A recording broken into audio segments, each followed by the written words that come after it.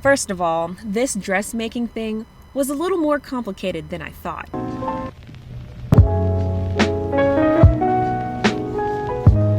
I've finally finished sewing my first McCalls pattern, version A of M7951, and I'm ready to share with you the process from start to finish. I actually started shopping for this dress on my birthday, and finished sewing it up a month later. It hasn't been warm enough for me to wear this dress and be comfortable, so there's another reason why this took so long.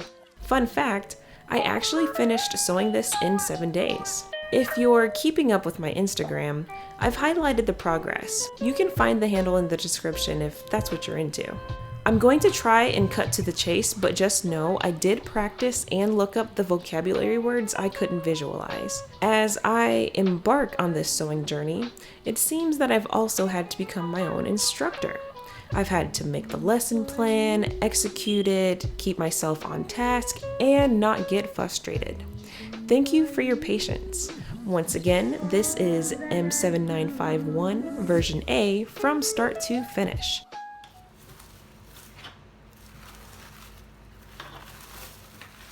Wow, looking back at this is the pattern. This is a tool.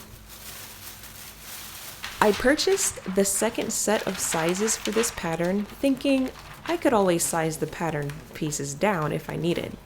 I also wanted to save each size of the pattern just in case. I traced my size out on freezer paper. I was using this for another project, so I had it laying around, I promise. This is a great alternative to tracing paper.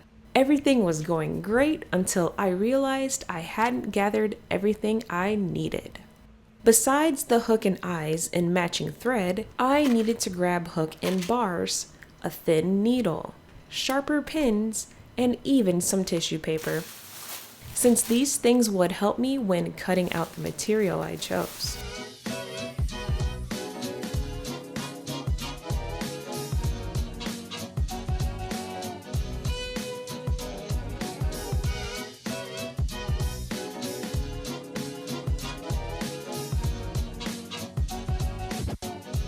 I learned that interfacing has a rough side and a smooth side. I made sure that it was placed right.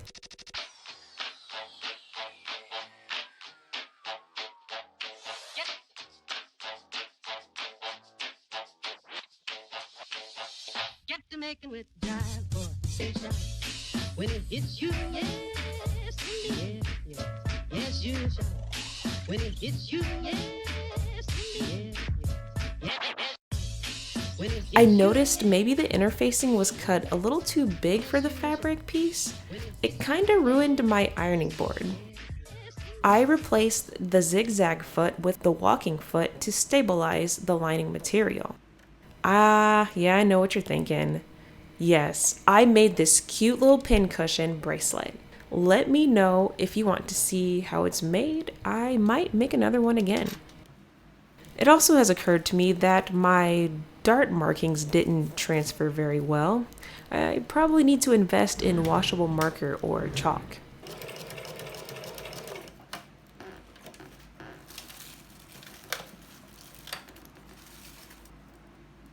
This was also my first time sewing darts.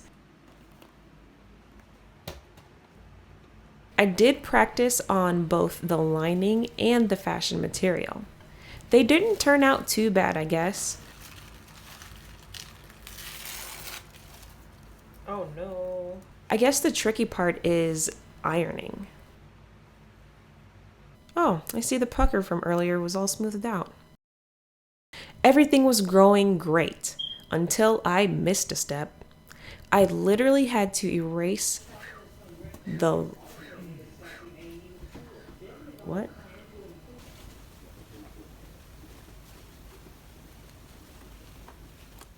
I literally had to erase the seam I made that attached the bodice and the lining together, because I needed to understand what understitching was and visualize what the finished product was supposed to look like, and how to even understitch this. Like, it just didn't make any sense and it was not clicking. Oh.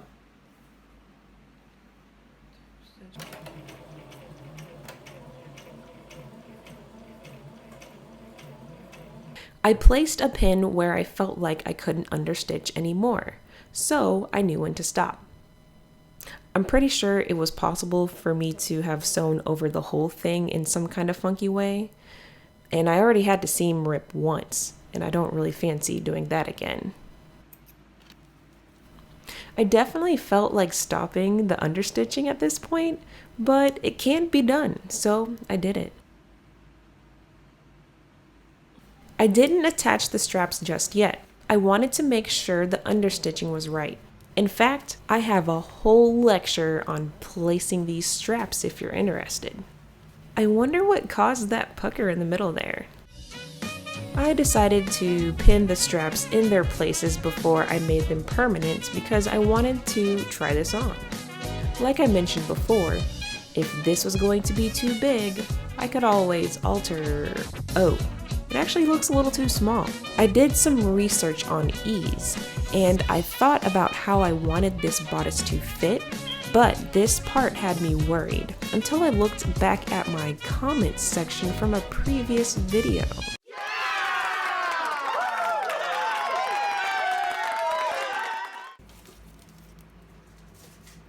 So I took some time to adjust the straps. Luckily, somehow my guesstimation was right. I had just enough fabric to enhance these straps. I thought it would be easier to just cut the fabric down to the length I needed it to be and then cut out the angles of the pattern pieces. When I was making this adjustment, I remembered that the pattern pieces included the seam allowance, so I didn't have to guess how far I needed to insert the strap into the back band, because I was actually guessing in that previous clip. Since the pattern had already declared the seam allowance, then I believed that the straps also needed to be inserted into that same seam allowance point, if that makes any sense.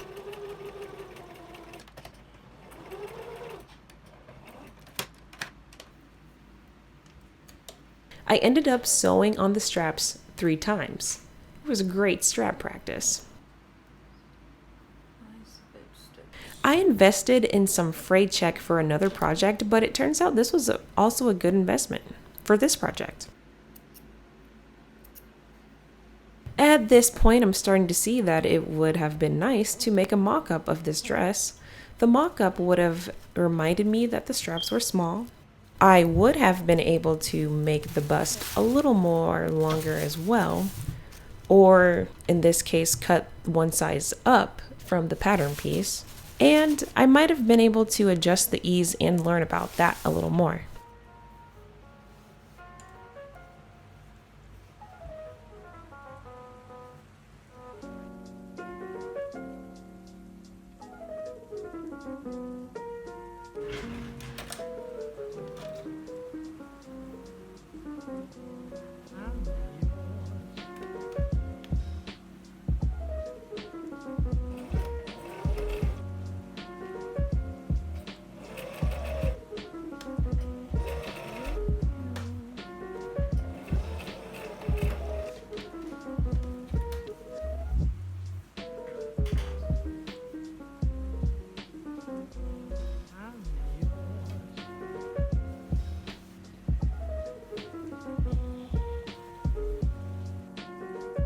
I'm so happy I practiced installing the zipper.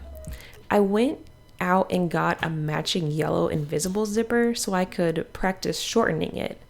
I think this zipper was 22 inches long, and I feel really bad because I have extra zipper tape, and I'm not even sure if I can actually go out and get the zipper handle for the extra tape. I thought the table was going to help me guide the skirt and keep it flat, but it made it way harder to keep the fabric from sliding around. Here is where I definitely used the tissue paper.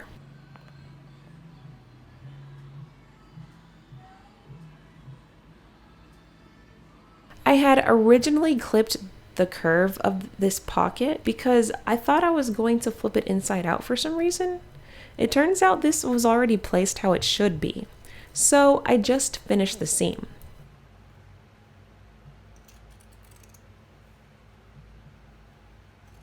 I was having a hard time visualizing the finished looks of these steps since the pattern only gives you the first view.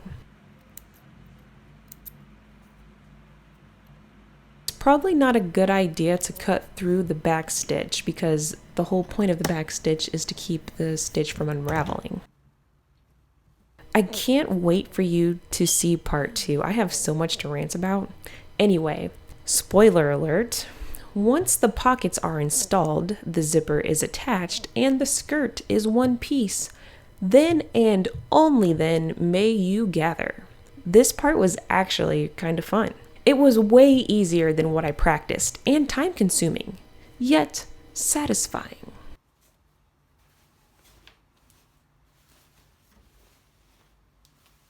I wanted to make sure that I had the orientation of the waistband correct because I got really confused when transferring the markings.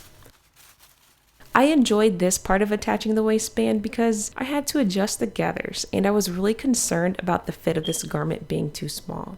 So I'm glad I had control over the waistband without going outside of the directions. I am a future master needlewoman after all, so I still need some practice. I'm pretty sure this was my second attempt at attaching this bodice to the waistband.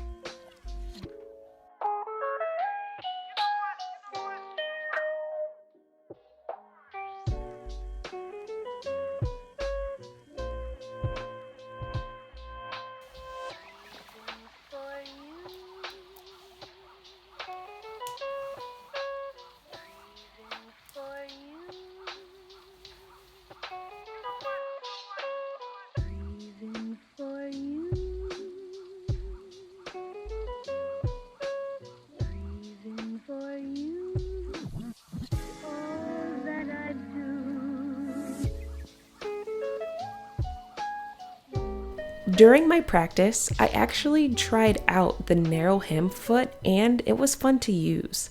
But the directions of this pattern didn't call to use that, so I just pressed the hem and stitched it the old-fashioned way.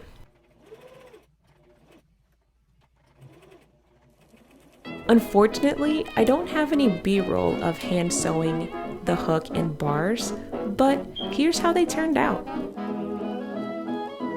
Like I said, I didn't want to keep you waiting any longer, so here's the finished dress. Remember those straps I had to remove since they were too short? They were just the right size to make a cute little bow for my hair. I really can't wait to wear this once the weather breaks. Until then, if you liked what you saw, don't forget to also hit that subscribe button and share this video with a friend. I'm Lydia Ashley, Future Master Needlewoman, and I'll see you in the next one. That's all.